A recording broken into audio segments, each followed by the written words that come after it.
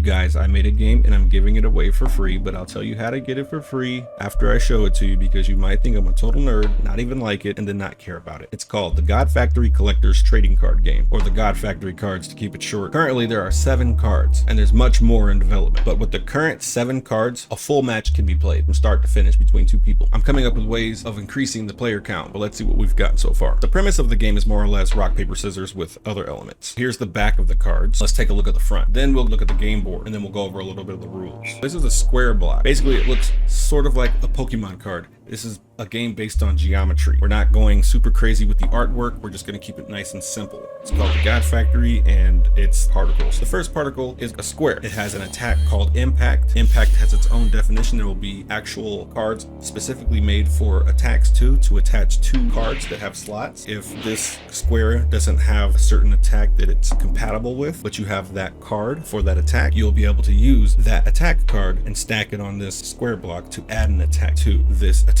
As we go forward, you can see it has attack speed, which is at 2, and attack range is 1, and attack strength is at 15. But I suppose we should actually just start from the top. If you look at the top here, it says basic block. That defines what type of block it's going to be. In the future, you might see different types of blocks other than basic block. It might be an element like a water block or a lightning block, but this here is a basic block. And if you look next to its name, it's a little tiny square there, and that will tell you the type of block that it is outside of it being a basic block. Each polygon is going to have its own strengths and weaknesses in this battle. For the square, the initial one is going to be having 30 SI. SI is structural integrity, so like HP with Pokemon. And then this little thing here means this is not a molecular card. If you look at the bottom, it says molecule down here, and it has 1 slot to add a molecule to give it a boost in the battle. But we'll keep going from the top here. So 30 SI structural integrity. Down here underneath the picture says tank block. So 30 structural integrity looks like it's going to probably be a high amount of health. Movement speed is how fast it reacts in adjacency situations, but movement range is how far it can move on the field. Movement direction is forward, left, and right. Square class is strong versus pentagons and irregular polygons. It's weak against triangles and concave polygons. It has 1 molecule slot, and it does +5 factory damage. If it reaches the enemy factory, it will do 15 damage to that factory +5 unless otherwise stated. And then the RPS factor, which is just the rock, paper, scissors factor, is rock. In case you don't want to get all intricate and technical with the game and you just want to go through a deck and see who wins, you could just play rock, paper, scissors. One person draws, another person draws, you lay it out. Whoever has rock, paper, scissors, you win, depending on the rules of the other cards that are thrown in here, because it's not just rock, paper, scissors, it has other things, and we'll go over those later. Go to the next card. We have triangle block. It's a basic block as well. All these are going to be all basic blocks, and then you're going to have a little triangle placeholder up here for you to see. It has 20 structural integrity, and it's also not a molecule. It is a range block though, and it has an attack called Pierce. Each attack, like I said before, is going to have their own description. Pierce can pierce through an enemy and hit an adjacent enemy for half the damage. So its attack speed is 2, and its attack range is 3. Its attack strength is 35. Pretty heavy. So it can take out a tank in 1 hit. So that's paper.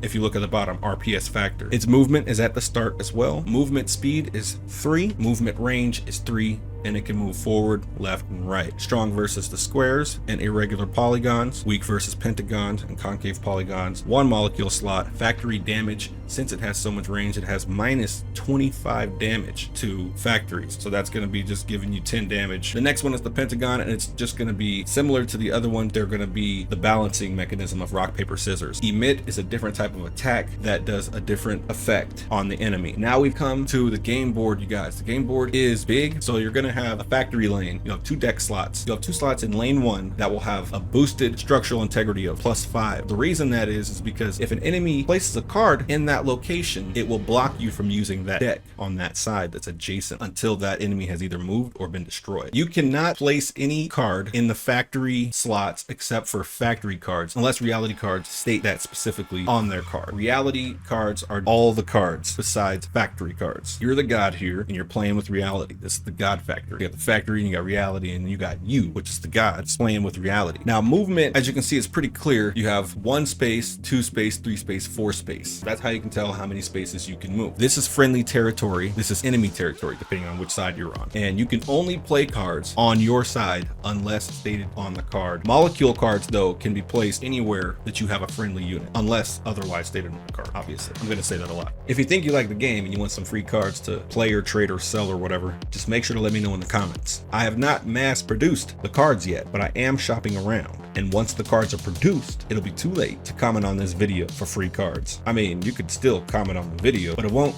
get you any free cards. This is my old graphics card we used to do State of Decay 2 challenges on. That old AMD 570X. Y'all remember them days? Anyway, let's get into some of these rules that we got going on in the game that I made. We're just gonna read them off and splash them on the screen for you.